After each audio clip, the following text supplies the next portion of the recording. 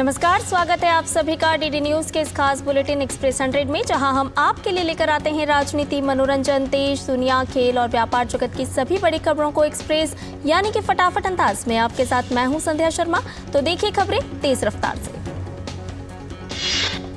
प्रधानमंत्री नरेंद्र मोदी ने उत्तराखंड के सिलक्यारा सुरंग से सकुशल बाहर निकाले गए श्रमिकों से फोन पर बातचीत की।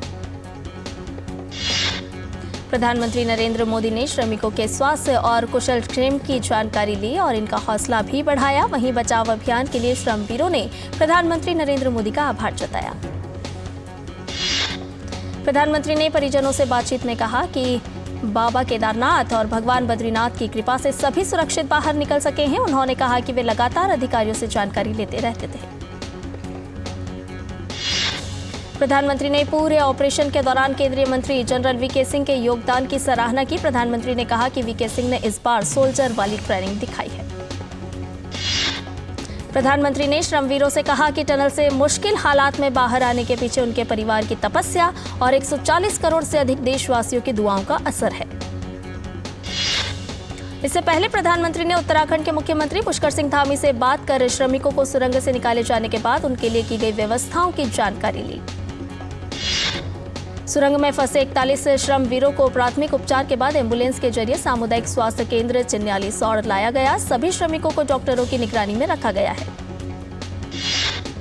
मजदूरों के बाहर निकलने पर उत्तराखंड के मुख्यमंत्री पुष्कर सिंह धामी ने खुद श्रमिकों का स्वागत किया। इसके बाद उन्होंने मौके से ही ऐलान किया है कि बचाए गए सभी 41 श्रमिकों को 1-1 लाख रुपए की सहायता राशि दी जाएगी। उत्तराखंड के मुख्यमंत्री पुष्कर सिंह धामी ने आज चिन्यालीसौड़ सामुदायिक स्वास्थ्य केंद्र के श्रमिकों से मिलकर उनका हालचाल जाना। उत्तराखंड के मुख्यमंत्री पुष्कर सिंह धामी ने उत्तरकाशी सिलक्यारा सुरंग बचाव में शामिल आईटीबीपी के जवानों से मुलाकात की। उत्तराखंड के मुख्यमंत्री पुष्कर सिंह धामी ने पूरे रेस्क्यू ऑपरेशन को बहुत चुनौतीपूर्ण और कठिन बताया। साथ ही उन्होंने रेस्क्यू ऑपरेशन को सफल बनाने के लिए सभी का आभार जताया। मुख्यमंत्री पुष्कर सिंह धामी ने प्रधानमंत्री नरेंद्र मोदी का आभार जताया और कहा कि प्रधानमंत्री लगातार राहत और बचाव कार्य संबंधी जानकारी लेते रहे हैं। राष्ट्रपति द्रौपदी मुर्मू ने उत्तराखंड के सिलक्यारा सुरंग में फंसे सभी 41 श्रमिकों को सुरक्षित निकाले जाने पर प्रसन्नता व्यक्त की है। सोशल मीडिया के माध्यम से राष्ट्रपति ने कहा कि बचाव प्रयास को बाधाओं का सामना करना पड़ा, जिसके कारण 17 दिनों से अधिक तक मजदूरों को पीड़ा सहनी पड़ी। यह मानव सहन शक्ति का एक प्रमाण है। राष्ट्रपति ने एक बेहद कठिन बचाव अभियान को सफलतापूर्वक पूरा करने के लिए बचाव दल और विशेषज्ञों के दृढ़ निश्चय और साहस की भी सराहना की। वहीं केंद्रीय गृह मंत्री अमित शाह ने भी कहा कि यह देश के लिए बहुत अच्छी खबर है कि उत्तरकाशी में एक सुरंग में फंसे हमारे सभी 41 श्रमिक भाइयों को सुरक्षित और स्वस्थ बचा लिया गया। केंद्रीय मंत्री अमित शाह ने कहा कि इस सुरंग में इतने लंबे समय तक ऐसी चुनौतीपूर्ण स्थिति का सामना करने के लिए राष्ट्र श्रमिकों के साहस को सलाम करता है। उन सभी लोगों और एजेंसियों को मेरा हार्दिक आभार, जिन्होंने हमारे साथी नागरिकों की जान बचाने के लिए अथक प्रयास किए हैं। वहीं रक्षा मंत्री राजनाथ सिंह ने कहा कि उत्तराखंड के उत्तरकाशी जिले में सुरंग हादसे में फंसे सभी श्रमिक बंधुओं के सुरक्षित बाहर निकल आने के समाचार से मुझे अत्यंत आनंद की अनुभूति हुई है। रक्षा मंत्री ने एक्स पर कहा कि इस अभियान पर पूरे देश की निगाह लगी हुई थी। इसकी सफलता से पूरे देश ने राहत की सांस ली है। केंद्रीय सूचना एवं प्रसारण मंत्री अनुराग सिंह ठाकुर ने उत्तराखंड के टनल से मजदूरों को सुरक्षित निकाले जाने पर खुशी जताई है। उन्होंने सोशल मीडिया प्लेटफॉर्म एक्स पर प्रधानमंत्री नरेंद्र मोदी और उत्तराखंड के सीएम पुष्कर सिंह धामी को बधाई दी है। केंद्रीय सड़क परिवहन एवं राजमार्ग मंत्री नितिन गडकरी ने कहा कि प्रधानमंत्री कार्यालय के मार्गदर्शन में भारत की सभी एजेंसी, उत्तराखंड की सरकार और वहां के स्थानीय जनता और सब लोगों ने रात दिन मेहनत की है। उसके बाद ये सफलता मिली है। विदेश मंत्री डॉक्टर एस जयशंकर ने सुरंग में फंसे श्रमिकों को बचाने के लिए अथक प्रयास करने वाले सभी लोगों का हृदय से आभार जताया। केंद्रीय मंत्री जनरल वीके सिंह ने कहा कि जिसकी भी हमें जरूरत पड़ी वह प्रधानमंत्री ने मुहैया करवाई। जितने साधन जुटाए गए हैं, इतने साधन किसी और ऑपरेशन के लिए नहीं जुटाए गए होंगे। उत्तरकाशी सुरंग में फंसे 41 श्रमिकों को सुरक्षित बचाए जाने पर अंतर्राष्ट्रीय टनलिंग विशेषज्ञ अर्नोल्ड डिक्स ने कहा कि भारत के सर्वश्रेष्ठ इंजीनियर, सेना और सभी एजेंसियों की इस सफल मिशन का हिस्सा बनना खुशी की बात है। वहीं पीएमओ के पूर्व सलाहकार भास्कर खुल्बे ने कहा कि इन 41 श्रमिकों ने जो हौसला दिखाया, उससे प्रेरणा मिलती है कि विपदा आती है, लेकिन आदमी को हिम्मत नहीं हारनी चाहिए। सिलक्यारा सुरंग के अंदर फंसे 41 श्रमिकों को सफलतापूर्वक बचाए जाने के बाद बचाव अभियान में लगे एनडीआरएफ कर्मियों ने जश्न मनाया। उत्तरकाशी सुरंग से सफलतापूर्वक बचाए गए 41 श्रमिकों में से एक श्रमिक विश्वजीत कुमार वर्मा ने कहा कि सभी हमें निकालने के प्रयास में लगे रहे। हर तरह की व्यवस्था की गई, ऑक्सीजन की, खाने पीने की व्यवस्था, परिवार से बात हो रही थी। अब मैं खुश हूँ। वहीं श्रमिक सुबोध कुमार वर्मा ने बताया कि पाइप के द्वारा खाने पीने की चीजें भेजी गईं। मैं स्वस्थ हूं, कोई परेशानी नहीं है। केंद्र और राज्य सरकार की मेहनत थी, जिस वजह से हम बाहर निकल पाए।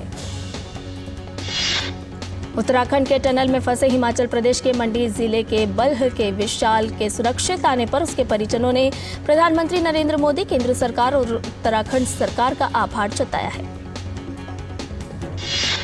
झारखंड के घाटशिला के श्रमवीर के घर में खुशी का माहौल है। श्रमिक के परिजनों ने एक दूसरे को मिठाई खिलाकर बधाई दी। झारखंड के खूंटी में भी यही माहौल देखने को मिला। श्रमिक के बाहर निकलते ही परिजनों ने एक दूसरे को मिठाई खिलाकर खुशियां बांटी।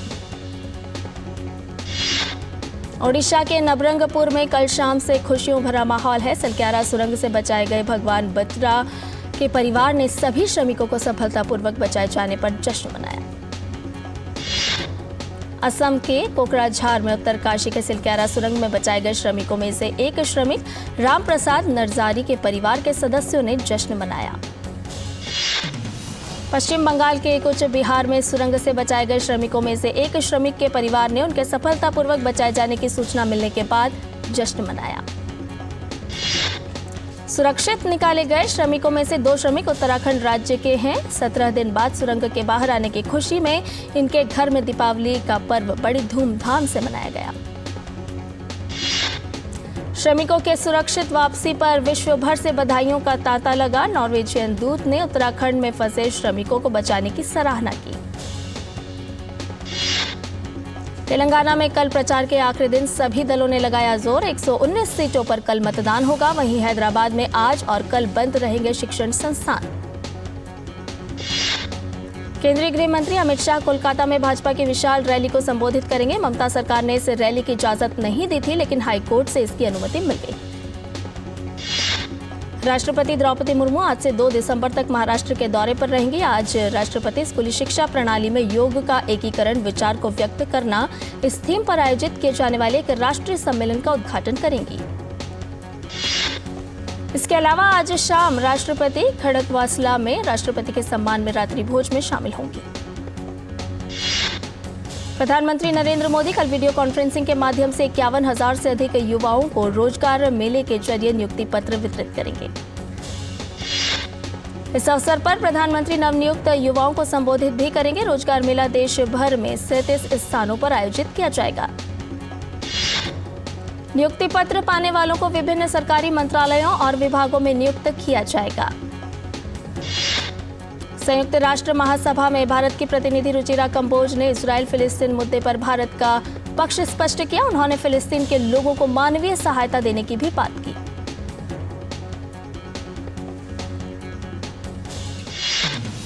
रुचिरा कंबोज ने कहा कि इस मुद्दे का हल बातचीत से होना चाहिए। उन्होंने अंतर्राष्ट्रीय समुदाय के उन सभी प्रयासों का स्वागत करने की बात कही जिनसे इजराइल और फिलिस्तीन के बीच तनाव को कम किया जा सकता है। केंद्रीय मंत्री डॉक्टर जितेंद्र सिंह ने कहा कि भारत और अमेरिका अगले वर्ष की पहली तिमाही में पृथ्वी के अवलोकन के लिए संयुक्त माइक्रोवेव रिमोट सेंसिंग उपग्रह का प्रक्षेपण करेंगे। केंद्रीय मंत्री डॉक्टर जितेंद्र सिंह ने एक उच्च स्तरीय प्रतिनिधि मंडल के साथ बैठक के दौरान उस समय यह बात कही जब नासा के नेतृत्व में उसके प्रशासक बिल नेल्सन ने नई दिल्ली में उनसे भेंट की। जेपी नड्डा ने एक्स पर एक पोस्ट में कहा कि भारतीय जनता पार्टी के वरिष्ठ नेता बिहार भाजपा के सह प्रभारी सुनील ओझा जी का असामयिक निधन अत्यंत दुखद है। ओझा जी का संपूर्ण जीवन जनसेवा व संगठन को समर्पित रहा। उनका जाना भाजपा परिवार के लिए अपूर्णीय क्षति है। सरकार ने दिल्ली और राष्ट्रीय राजधानी क्षेत्र में ग्रिडेड रिस्पांस एक्शन प्लान ग्रैप चरण 3 के प्रतिबंध को हटा दिया है। यह फैसला समूचे एनसीआर क्षेत्र में हल्की वर्षा के कारण वायु गुणवत्ता में सुधार को देखते हुए किया गया है। दिल्ली के पंजाबी बाग इलाके समेत कई जगहों पर धुंध की परत छाई हुई है। राजधानी में वायु प्रदूषण का स्तर 284 दर्ज किया गया है, जो खराब श्रेणी में है। प्रदूषित हवा से सांस लेने में लोगों को परेशानी हो रही है। सार्वजनिक क्षेत्र ने कैनरा बैंक को अपनी अनुषंगी कैन बैंक फैक्टर्स लिमिटेड में हिस्सेदारी बेचने के लिए भारतीय रिजर्व बैंक से मंजूरी मिल गई है।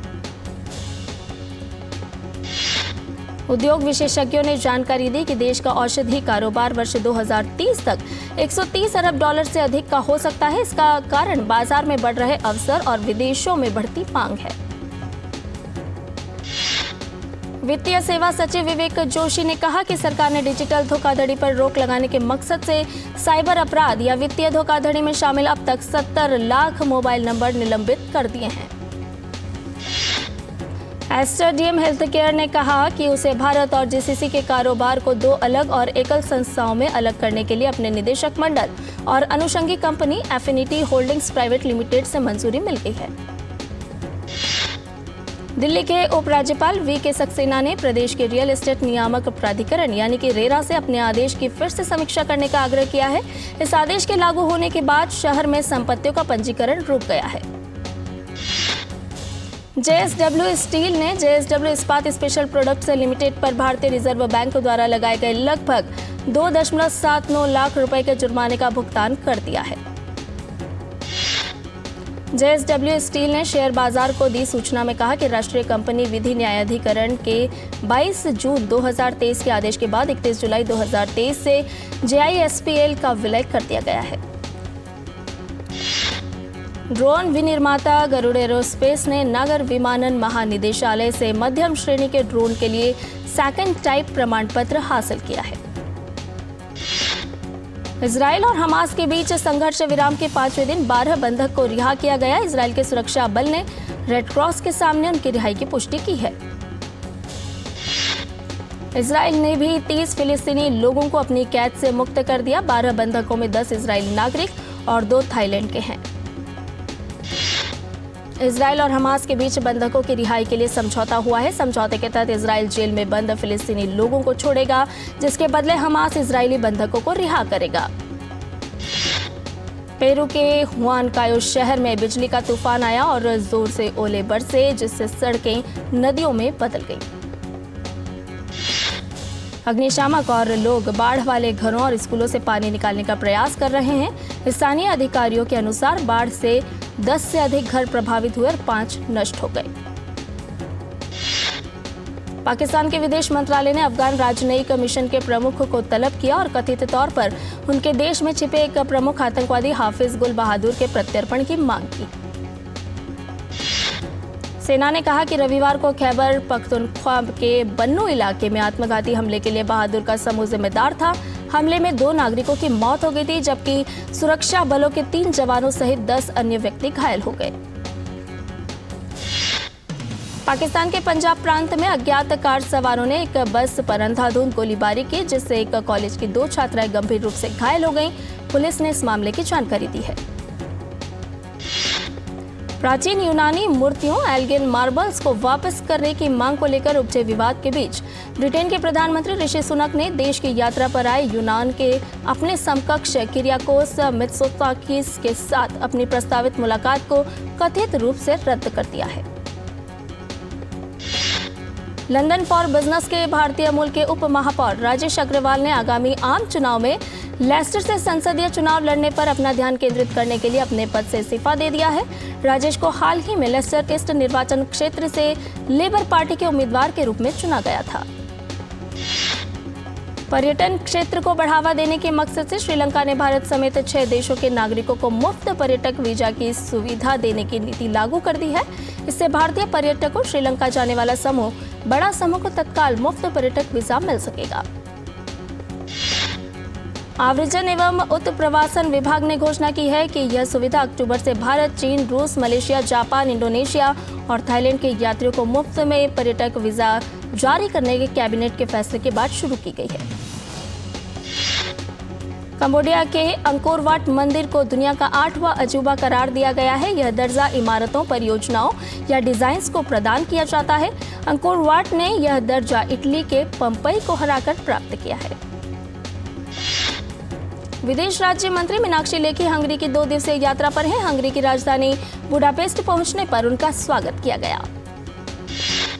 ऑस्ट्रेलिया ने तीसरे T20 में भारत को 5 विकेट से हरा दिया। भारत ने पहले बल्लेबाजी करते हुए 20 ओवर में 3 विकेट गंवाकर 222 रन बनाए थे।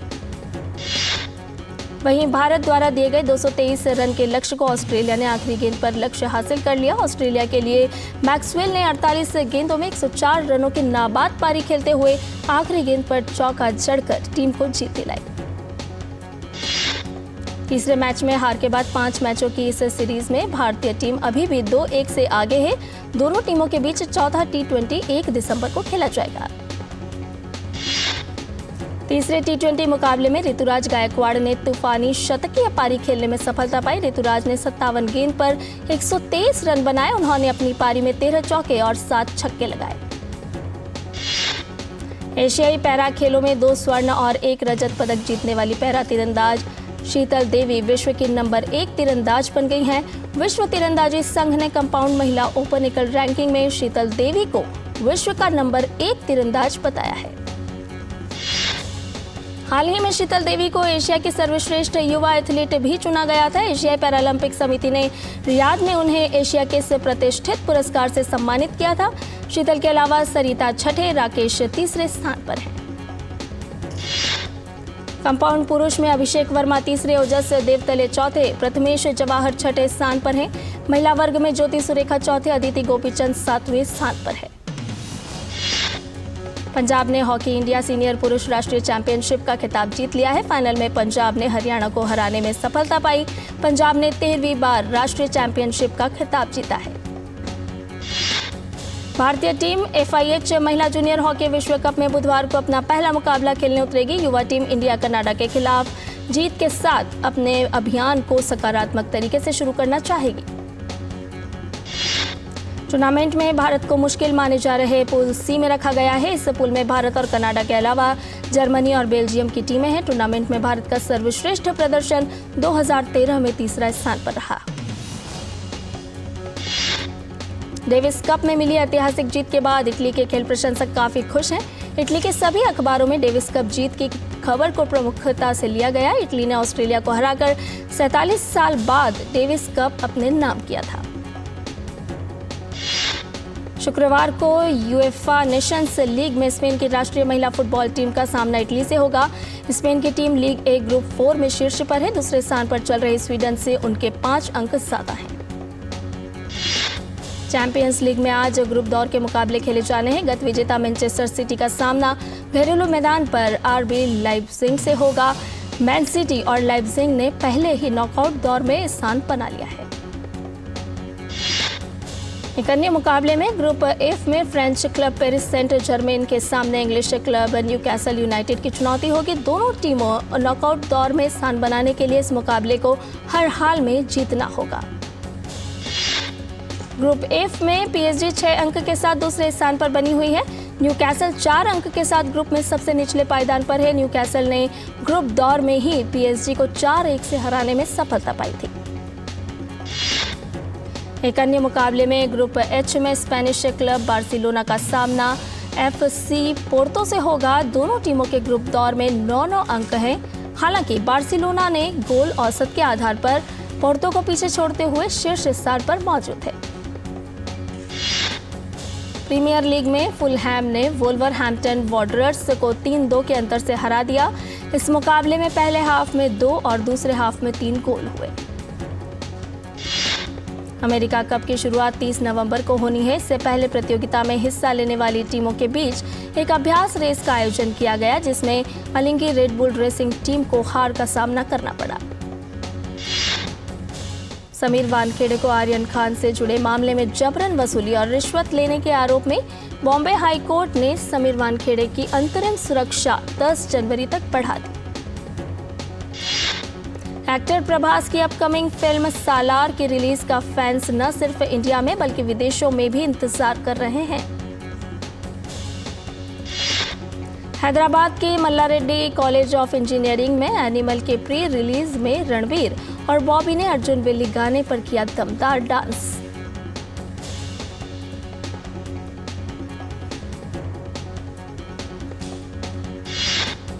पूर्व प्रधानमंत्री अटल बिहारी वाजपेयी की बायोपिक मैं अटल हूं फिल्म के सिनेमाघरों में आने की तारीख की घोषणा कर दी गई है। यह फिल्म अगले साल 19 जनवरी को रिलीज होगी।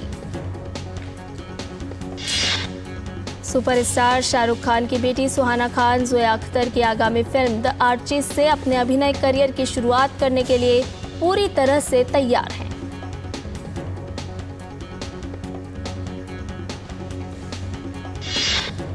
सुहाना ने द आर्चिज के गीत जब तुम ना थे के साथ गायन की भी शुरुआत की है। सुहाना ने इंस्टाग्राम पर एक पोस्ट शेयर किया, जिसके कैप्शन में उन्होंने लिखा, मैंने अपना पहला गाना गाया।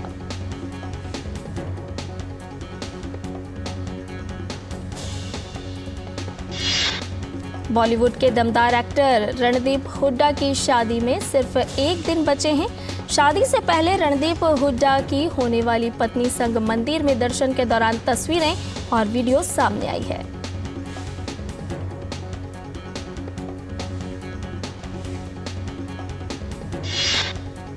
सलमान खान की starrer spy thriller film tiger 3 ने दुनिया भर में 450 करोड़ रुपए की कमाई के साथ रणबीर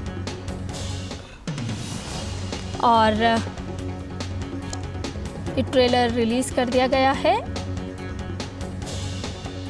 आपको बता दें कि जवान में शाहरुख खान के साथ बॉलीवुड में अपनी शुरुआत के बाद नयनतारा अपनी आगामी film Annapoorani the guidance of food को लेकर सुर्खियों में बनी हुई है, क्योंकि अन्नपूर्णानी का ट्रेलर रिलीज हो चुका है।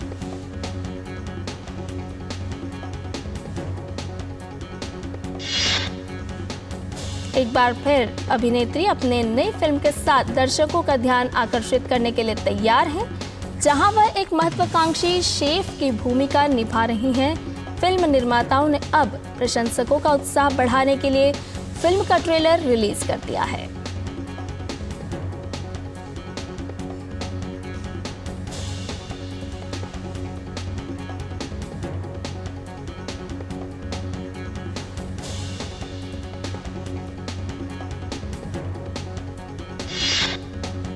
और इसके साथ ही एक्सप्रेस न्यूज में फिलहाल इतना ही। हमें दीजिए इजाजत, लेकिन डीडी न्यूज पर खबरों का सिलसिला लगातार जारी है। नमस्कार।